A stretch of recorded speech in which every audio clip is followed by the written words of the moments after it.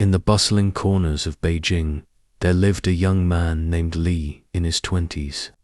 Plagued by loneliness and isolation, he had no steady job and lived in a small apartment.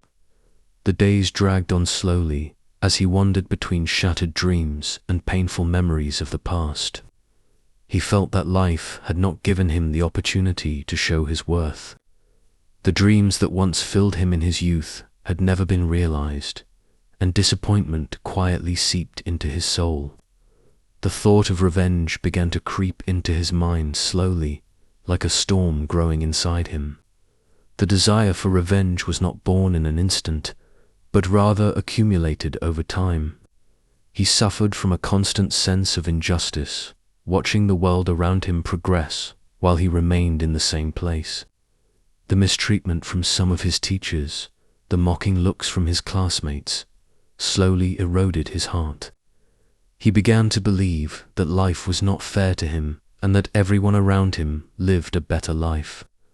As his thoughts sped up, he became convinced that revenge was the only way to reclaim his dignity.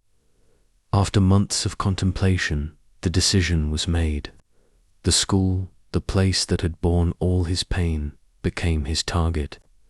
His childhood memories, there were a mixture of conflicts and repressed feelings. There were teachers who never appreciated him, classmates who mocked him. Even the empty classrooms reminded him of the bitter years. The school had become a place filled with psychological wounds, and thus he decided to begin his dark plan there.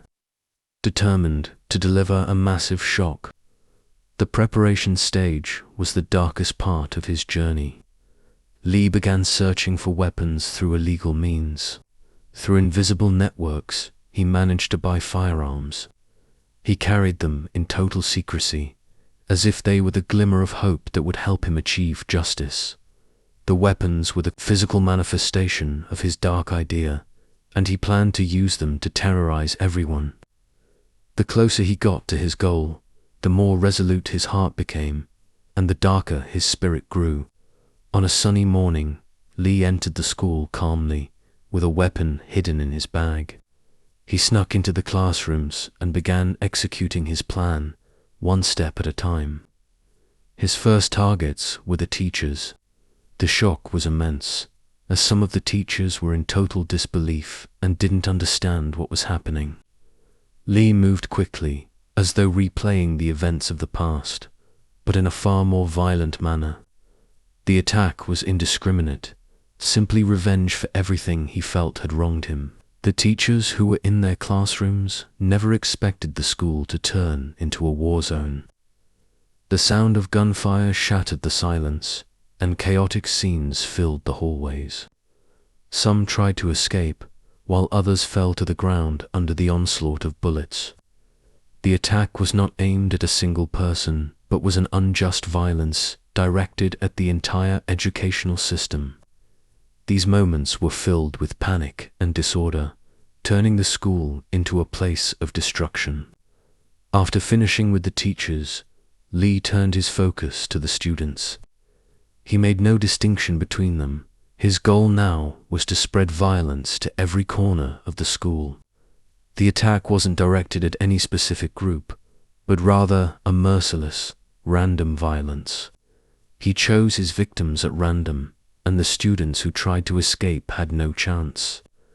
The overwhelming chaos turned the school into a strange place where fear and tears became everyone's language. Minutes after the attack, school officials began calling the police. But in such cases, the response was never quick enough. The security forces were on their way, but by then, Li had completed his first phase and was hiding in a dark corner of the school. No one knew his exact location at first, but he was watching the situation closely. It was a critical moment for the police, with the attacker inside, lying in wait. The situation worsened as the number of injuries began to rise. Students in a state of terror began to fall to the ground, and blood flowed in every corner. The attack was like a nightmare with no end. Every attempt to flee was doomed to failure. The school witnessed complete collapse, and the situation grew worse with each passing minute. Fear controlled everyone, and hope for survival seemed slim. Amidst the chaos, Lee stopped firing. At that moment, he decided to communicate with the police over the phone, demanding negotiations. He believed that, in that instant, he held the power. He screamed into the phone, asking for impossible things, insisting that he would not leave the school unless he got what he wanted. These conversations were part of a psychological game he wanted to play with the police, attempting to assert control over the situation. As the situation inside the school unfolded, special police forces arrived on the scene. The process of surrounding the school from all sides began, but Lee was still inside, hiding in a dark corner. The police forces took every precaution, trying to avoid any unnecessary escalation. With each moment that passed, fear mounted in the hearts of both the officers and the students who were still trapped inside the classrooms. Everyone waited for the decisive moment, but no one knew how this tragedy would end. After a prolonged wait, the moment of confrontation arrived. Lee emerged from his hiding place, armed and ready to resist the police, though his mind was in chaos. Amid the gunfire and the students' screams, a firefight broke out between him and the officers. Everyone was watching the decisive moment.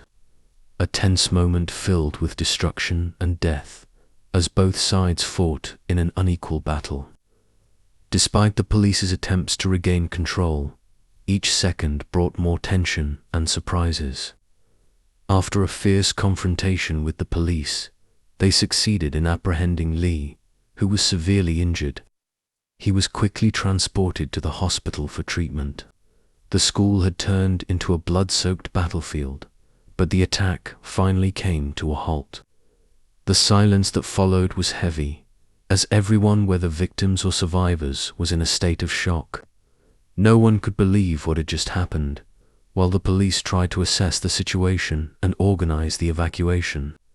As the attack ended, doctors in hospitals began tending to the victims and administering first aid. The toll was higher than expected, with many victims killed or critically injured. The images captured by journalists showed the magnitude of the tragedy, with the school drenched in blood. Rescue attempts for the wounded continued for hours amidst a state of chaos and confusion. As parents stormed the area searching for their children, after a lengthy investigation, evidence began to surface that shed light on Lee's motives. Hatred toward the school and the society around him were the primary driving forces behind his crime. Investigators discovered that it was not just the treatment by his teachers that led to this, but the painful memories of his school days. Lee admitted during the investigation that he felt this was the only way to restore his dignity, although his motives were unacceptable in society. Over time, the case was closed, but its impact would remain in everyone's memory. A source of the case: the Beijing school massacre occurred in 2003, a violent tragedy in a high school in Beijing. The case was closed in 2006 after the investigation was completed and the perpetrator was held accountable. The incident took place in Beijing City, Beijing Province,